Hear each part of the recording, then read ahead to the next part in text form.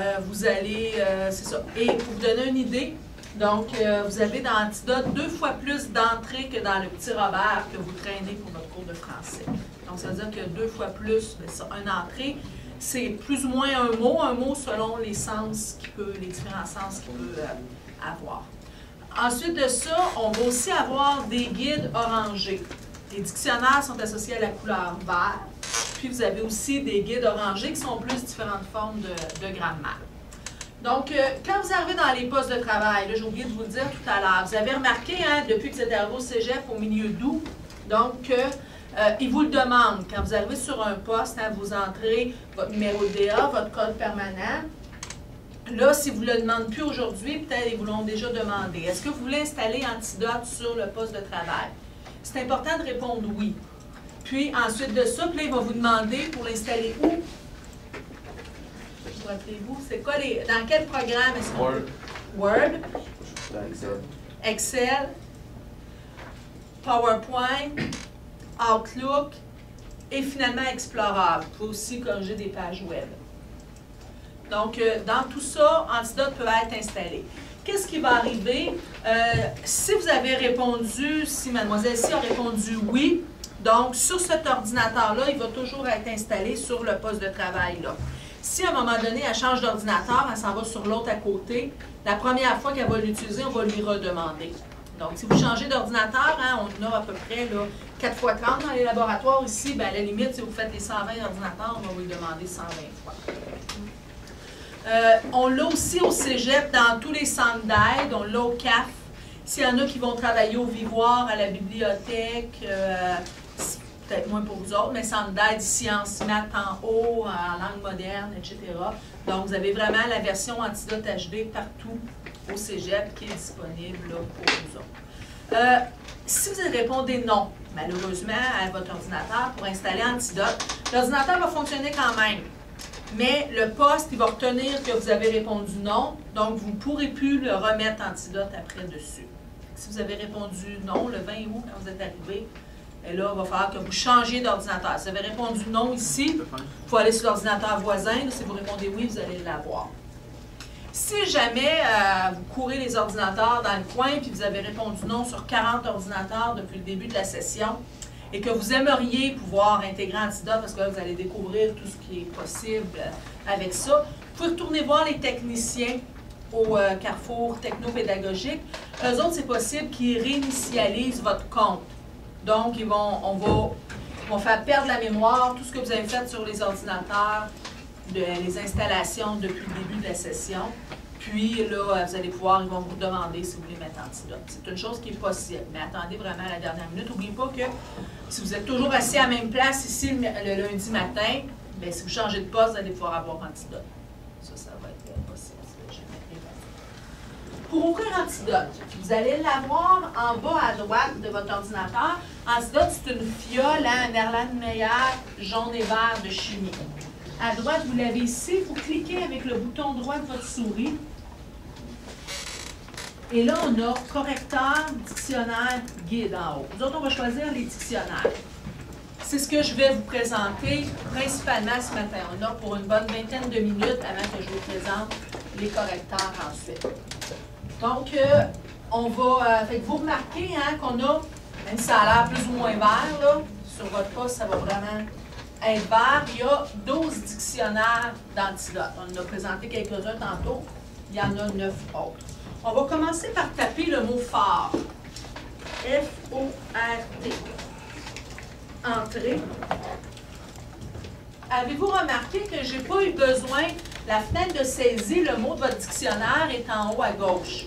Je n'ai pas eu besoin d'aller cliquer dedans. Ah, j'ai oublié ça, c'est vrai. Je vais revenir. Ceux qui ont la grande fenêtre, c'est très important. Excusez, j'aurais dû me le dire. Je vous ai oublié pour faire les paramètres d'Antidote. Donc, si la fenêtre était...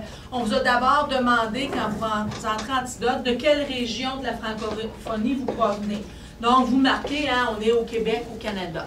C'est ce que vous mettez. Comme ça, Antidote va repérer les québécismes. Antidote est fait pour partout dans le monde. Donc, hein, pourriez marquer France, Belgique, Afrique, Antilles, française, etc. Donc, nous autres, on met ça. Ensuite, on va mettre le Québec. Ensuite, on vous demande si vous êtes de langue maternelle française. La majorité d'entre vous allez marquer oui. Il y a uniquement les anglophones à qui ça va être recommandé de marquer non. Et les anglophones qui vont traduire encore des structures, hein, comme « je suis 25 ans » pour « I'm 25 years old ». S'ils ont compris qu'il faut qu'ils utilisent le verbe « avoir » en français, là, on va leur dire de cocher langue maternelle française. Ensuite de ça, on vous demande si votre habileté est assez bonne, plus ou moins bonne, etc. Vous y allez avec le centre. C'est l'idéal pour les détections d'antidotes. Donc, au milieu. Est-ce que vous êtes un homme, une femme ou les deux? À quoi ça sert? Moi, mon poste, il est programmé à une femme. Donc, ça va servir à quoi? Si j'écris « je suis allée à Québec », si j'oublie d'accorder mon participe passé avec être, avec le « je », j'ai dit que c'était une femme qui l'utilisait. Donc, il va mettre une erreur si je ne mets pas de « e ». Ce qui ne sera pas le cas si c'est un homme qui l'utilise ou si on a marqué les deux. Les deux vont surtout servir, ce que je recommande, les secrétaires, ici au premier, hein, qui écrivent toujours pour le directeur. Eux autres pourront mettre les deux, ça va leur éviter d'avoir une erreur. Puis, c'est eux autres qui décident à ce moment-là là, comment ils vont faire leurs accords. Bon, soit participe passé avec être, certains adjectifs aussi, dépendamment. Ensuite, on vous demande pour les rectifications orthographiques, est-ce que c'est ça? Oui. Les rectifications orthographiques, donc, est-ce que vous voulez la graphie traditionnelle, la nouvelle orthographe ou les deux, encore une fois? Donc, c'est quoi les rectifications orthographiques? C'est la nouvelle orthographe qui a été adoptée par l'Académie française en 1992. En ce moment, on est en période de transition. Ça va faire 20 ans l'année prochaine. Donc, les deux orthographes sont acceptées. Vous pouvez écrire d'une façon ou d'une autre, puis tout est bon. Donc, exemple, maintenant, c'est pas n'importe quoi, n'importe comment. Il y a à peu près 6 ou 7 règles qu'on peut respecter, qu'on doit respecter si on écrit en nouvelle orthographe. C'est-à-dire, par exemple, les accents circonflexes sur les i et les u ne sont plus obligatoires en français. C'est une des premières choses qu'on va voir. Oui? Je pense que c'est soit l'un ou l'autre. Hein? C'est un ou l'autre, oui. C'est sûr. On va faire les deux mix en même temps. Bien, c'est sûr que, bon, il y en a que, par exemple, si je vous parle du mot événement, c'est peut-être un des premiers qu'on a appris au primaire. Je sais que moi, on m'a montré, là, c'est un des premiers mots où on m'a dit, maintenant, c'est accepté. Hein, quand j'étais petite, on m'a appris à écrire événement, deux accents aigus. Même ici, on dit événement. Là, ils ont changé ça, que maintenant, on peut mettre un accent grave. Donc, c'est ça. C'est beaucoup plus naturel, disons, d'y aller de cette façon-là. Je pourrais décider d'écrire événement dans mon texte avec l'accent grave, puis de mettre mes accents circonflexes sur les i quand même. Mais il ne faudrait pas que j'écrive dans le premier paragraphe, à la première page, événement avec un accent aigu, puis à la deuxième page avec un accent grave. Ça, je ne pourrais pas le faire. À ce moment-là, j'aurais une faute à un des deux endroits. J'en choisis un, puis je l'écris de cette façon-là. Accent circonflexe, si je vous dis paraître, connaître, souvent c'est ça qu'on va utiliser le plus. Donc, c'est important. Si j'enlève mon accent circonflexe à connaître, bien, dans tout mon travail, j'en mets pas. Donc, si je décide, je peux le laisser là, pas de problème, je n'aurai pas d'erreur, là, comme je l'ai appris. Mais, s'il y en a qui ont des questions, vous avez l'information là-dessus sur les rectifications orthographiques. Et c'est ça, là, il y a des livres au CAF, ces choses-là, on peut vous informer aussi sur c'est quoi les rectifications orthographiques. Pour antidote, donc, comme moi, le mien, je marque graphie rectifiée. Ça veut dire que je l'apprends au fur et à mesure. Quand j'écris un texte, il va me dire si je fais une erreur, si je le mets en orthographe traditionnelle. Vous pourriez laisser traditionnel pour le laisser absolument traditionnel, ou mettre les deux, donc à ce moment-là, ça pourrait être mêlé à ce moment-là dans votre texte. Ça, c'est à vous autres de décider. Quand tout ça c'est complété, vous allez aller dans, vous faites OK, quelque chose comme ça. Pour vous dire, si vous voulez retourner faire des changements pour vos paramètres, dès que vous avez les dictionnaires d'ouvert, vous allez dans Outils, Options. Et voyez-vous, là, ça, c'est tous les paramètres. Dans le premier, locuteur, Pour y retourner changer, là, je pourrais aller changer certaines choses. Comme par exemple, ici, là, nous, je vais mettre masculin pluriel. Et là, je vais lui dire OK. Et vous pouvez aller le changer. Puis il y avait énormément d'autres fenêtres. Il y a toutes sortes de choses. C'est possible de changer le nombre d'espaces que vous voulez qu'ils mettent après une virgule, après un point, etc. Des heures de plaisir. Mais normalement, il y a le paramétrage standard et vous n'avez pas à aller jouer là, dans ça nécessairement. Je reviens. On a tapé fort. On voit bien, hein, on est dans le premier dictionnaire, celui de définition. Donc, l'équivalent des dictionnaires que vous utilisez le plus, un petit Robert ou un petit Larousse. On me dit au centre que fort est adjectif d'abord. On me dit aussi qu'il peut appartenir à d'autres classes de mots. Et là, vous avez des exemples. Pour chaque losange vert, c'est un sens différent de l'adjectif fort. On peut descendre, voyez-vous, vous avez là énormément de choses qui sont possibles. On remonte, et là, je vous reviens ici, en bas à gauche. On voit fort est d'abord adjectif. Si je veux savoir quand est-ce que fort est adverbe, je clique sur le deuxième, et là, on va avoir, j'ai travaillé fort hier pour terminer mon travail pour aujourd'hui. Je vais, c'est ça, donc différentes choses. Là. Je parle fort, il a frappé fort au hockey, etc. Donc, dans ces sens-là, on a des exemples ici où fort est adverbe. On poursuit, fort non. Les forts et les faibles. Vous avez même un peu plus bas, et c'est là qu'on voit que Antidote va avoir énormément de marques. Regardez en bas complètement, hein, le fort de neige. Et là, on a une marque Québec. C'est un québécisme pur. Hein? On ne trouvera pas cette réalité-là ailleurs dans la francophonie. Vous avez d'autres également des domaines de spécialité. La marine. On va voir tout à l'heure familier, soutenu, toutes sortes de marques donc, qui vont vous aider à connaître là, davantage de vocabulaire. Là, autant en français, vous allez voir France-Belgique aussi, toutes sortes de choses comme ça. On a même l'autre ici. Regardez, on a un Québec familier. Voyez-vous, une autre entrée qu'il y a dans les dictionnaires. On regarde en bas. On est dans mots proches. C'est ceux qui ont beaucoup de difficultés d'orthographe en français. Aussi, il y en a qui ont des diagnostics de dyslexique, dysphasique, ces choses-là. Vous pouvez regarder ici, ceux-là peuvent avoir droit à Antidote là, pour faire leurs différents travaux. Donc, quand on descend, si vous commencez à taper un mot, on vous offre d'autres graphies semblables. Donc, par exemple, que j'aurais voulu parler de la Ford de mon grand-père, puis que là, j'ai tapé F-O-R-T, mais si je vais voir ici, voyez-vous, là, je peux avoir ma définition. Voyez-vous qu'il y a des mots, des noms propres aussi dans Antidote.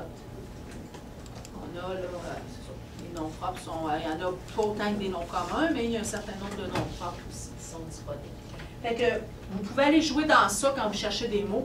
C'est sûr qu'il faut quand même partir fort avec un F, hein, avoir quand même le bon début pour pouvoir trouver la suite du mot. Il ne faudrait pas avoir marqué PH, parce que là, ou que le mot, vous ayez voulu marquer un phare après l'automobile, que vous ayez mis F au début, vous ne le retrouverez pas là. Mais quand même, là, ça peut vous être très utile. Je vais passer au deuxième. On va revenir à fort adjectif. Et on passe au deuxième dictionnaire. Voyez-vous les locutions. C'est quoi une locution? Comment ça se dit? Hein? Comment ça se dit, je pense? Comment ça se dit? Un petit peu. Locution. C'est une expression qui a plusieurs mots. C'est une expression, des expressions figées, hein, qu'on entend les gens dire toujours de la même façon. Par exemple, hein, il est fort comme un bœuf. Vous allez avoir la chambre forte aussi, un petit peu plus bas. Avoir affaire à forte partie. Être fort comme un bœuf, on comprend tout ça. Mais ici, avoir affaire à forte partie, si je voudrais savoir ce que ça veut dire, là, voyez-vous, j'ai la définition ici. Je vais, des fois, vous faites un travail, vous dites, voyons, l'expression avec le mot diable, c'est quoi? Vous pourriez taper diable, vous trouveriez des locutions comme tirer le diable par la queue. Quelque chose comme ça, tirer le diable par la queue, vous l'auriez dans tirer, dans diable, dans queue. Dans le dictionnaire des locutions de tous ces mots. On poursuit avec les synonymes. Celui que vous allez utiliser le plus sûrement sur Antidote, à part le correcteur. Voyez-vous, on a un premier sens, hein, doué de force physique. Ensuite, on a autre chose plus bas. Disons que vous avez une recherche sur les hommes forts du Québec à faire. Vous vous rappelez, vous avez à faire ça, ou l'esprit de la force en philosophie, quelque chose comme ça. Là, vous voulez parler là, des hommes forts. Donc, la dernière fois que vous avez fait un résumé, votre professeur vous a dit « Fais attention, tu répètes toujours les mêmes mots. » Donc là, vous dites « Je vais faire attention. » Là, ça fait 3 fois déjà que j'écris le mot « fort » dans ma première page. Je dis « Je vais aller varier. » Fait que vous pouvez aller, à partir de Word, si vous écrivez dans Word, vous pouvez surligner « fort ». Et là, je vais vous montrer tout à l'heure, dans l'onglet Antidote, vous avez accès au dictionnaire. Messieurs, sur le côté, pouvez-vous quitter Léa, s'il vous plaît?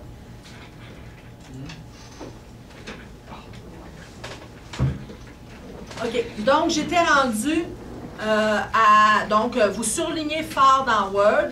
Vous allez dans l'onglet Antidote en haut. Vous allez voir les dictionnaires verts, comme ça ici. Le dictionnaire là. Et là, vous l'appelez. Vous allez ouvrir au mot fort. Vous allez dans synonyme. Et là, vous arrivez à ça. Lequel on pourrait choisir pour remplacer fort dans notre travail?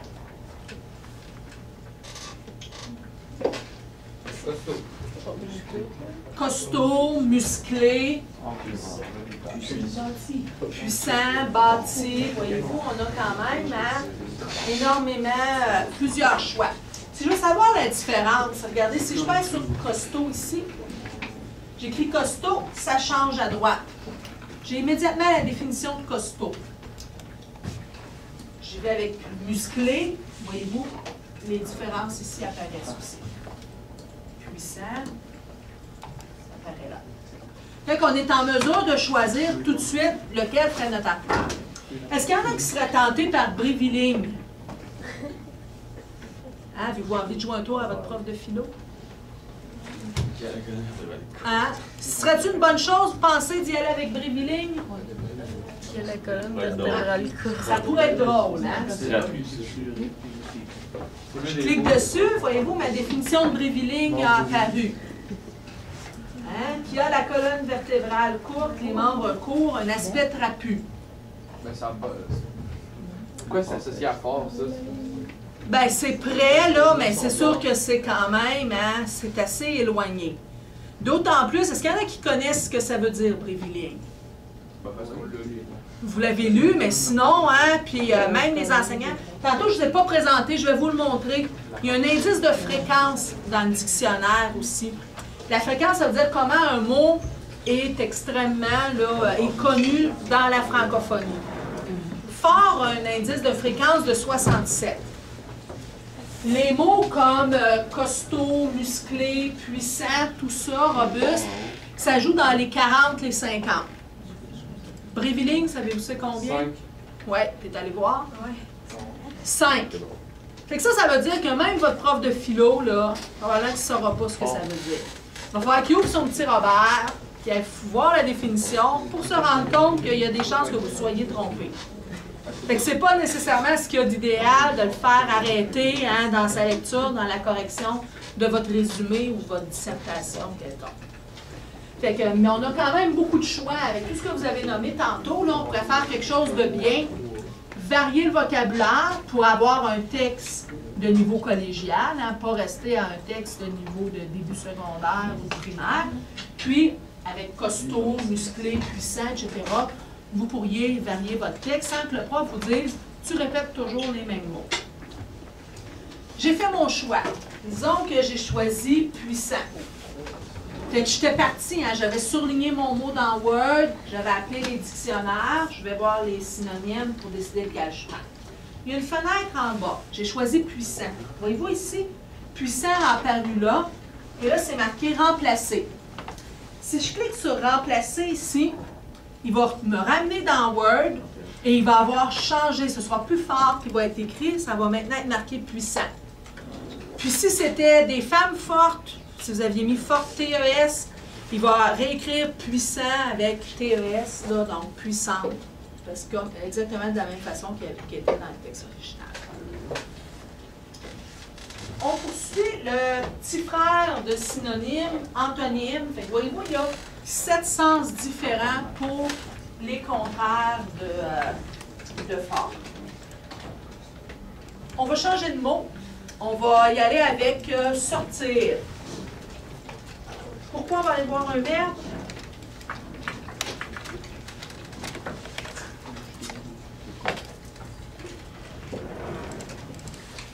Qu'est-ce qui vous est utile? Quel dictionnaire ou manuel de référence vous est utile avec les verbes? Becherel, hein? Becherel, expert en conjugaison. Fait que si je vais voir ici, voyez-vous, j'ai mes conjugaisons. Un petit peu différent quand même de ce que vous retrouvez dans le Becherel. Ce que vous remarquez en premier, c'est que là, à sortir, on est dans l'onglet temps simple. Pour avoir mes temps composés, il va falloir que je clique à côté. Ensuite, on a, dernier onglet, temps périphrastique.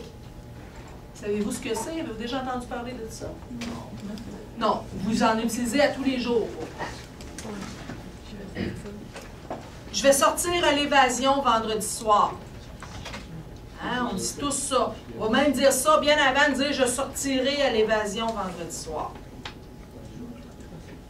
Je viens de sortir. Hein? Je viens de finir mon devoir ce matin pour le cours de tantôt. Donc, hein, on appelle ça le temps périphrastique. Vu que c'est entré beaucoup dans l'usage parlé, ils ont commencé à les entrer aussi dans la théorie à l'écrit. Je reviens de temps 5 pour vous parler. Hein. Sortir, on a... Hein, je suis sortie à l'évasion. Mais on a aussi, c'est possible de l'avoir sous forme pronominale. Si je clique à côté, hein, je me suis sortie du pétrin. Fait que voyez-vous, les pronoms sont apparus partout. Vous allez les avoir même dans les temps composés. Regardez maintenant. Temps composé, je reviens à la forme régulière, sortir. Je suis sortie. Les temps composés, on m'indique quel auxiliaire est utilisé avec le verbe sortir. Je suis sortie au cactus samedi soir. Et là, dans ce cas-là, si c'est moi qui disais ça, il faudrait que je fasse attention quand je vous ai dit tout à l'heure. Hein, je suis sortie. On sait que, pour savoir comment, on a un participe passé avec être. Voyez-vous, participe passé employé avec être. Dès qu'on voit la couleur orange arriver, on peut faire appel au guide. Ça, c'est de la grammaire qui va apparaître. Si je clique ici, ça ouvre en orangé, c'est minuscule. Je vais agrandir ça. Et là, voyez-vous, vous avez la règle.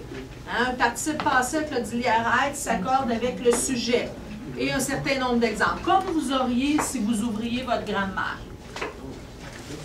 On peut fermer, puis là, vous avez d'autres liens hein, vers, voyez-vous, un participe passé pronominal. Vous pouvez avoir participe passé avec l'auxiliaire avoir aussi. Toutes les règles sont là. On va refermer celui-là. Voyez-vous, en bas complètement, on peut choisir. Si le sujet est masculin, là, si je dis que c'est moi, je suis sortie au cactus samedi soir. Le sujet féminin, là, regardez ce qui apparaît. Les E sont mis.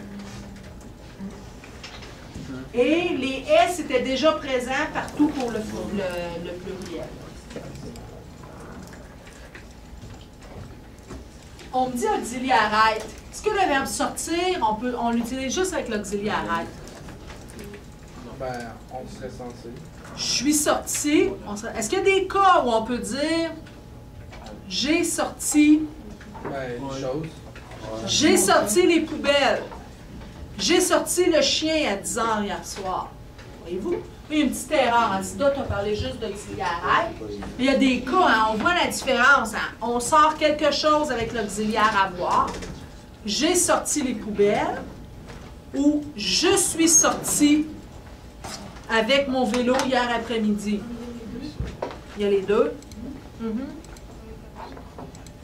Es-tu dans la sortie? Ça, je l'ai. Ah, OK, il y a des choix en bas. Ah, bon, ben, je viens d'apprendre quelque chose. Il est là. Merci. Je ne l'avais pas trouvé. Je pensais qu'Antidote avait oublié quelque chose. Et regardez, on vous a même mis un lien orangé ici pour savoir quand est-ce qu'il faut utiliser l'auxiliaire être ou l'auxiliaire avoir en français. Et vous pourriez avoir la référence. Vous autres, vous le savez d'instinct. Tantôt, je vous ai fait réfléchir. Tout de suite, vous avez vu, hein, j'ai sorti les poubelles, je suis sorti magasiner en fin de semaine. Ça se fait tout seul.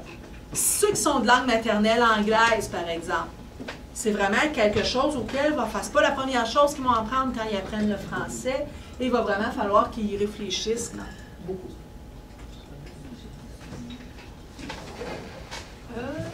Je poursuis avec... OK. Je vous montre un petit peu le dernier dictionnaire qui va nous être utile. Je ne vous présenterai pas tous ce matin. Co-occurrence.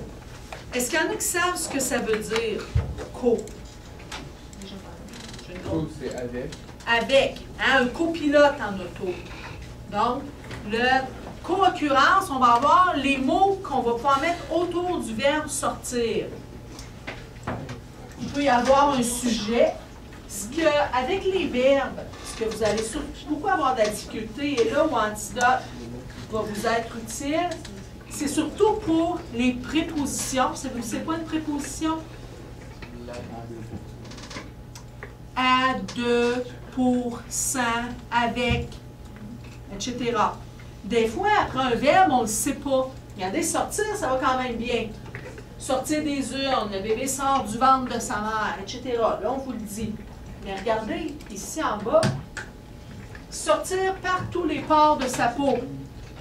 Mystère. On ne dira pas sortir de tous les pores de la peau. Ça sort par tous les pores. Donc, l'Antidote peut vous dire. Si vous cherchez plusieurs verbes comme ça, souvent, c'est quand même difficile.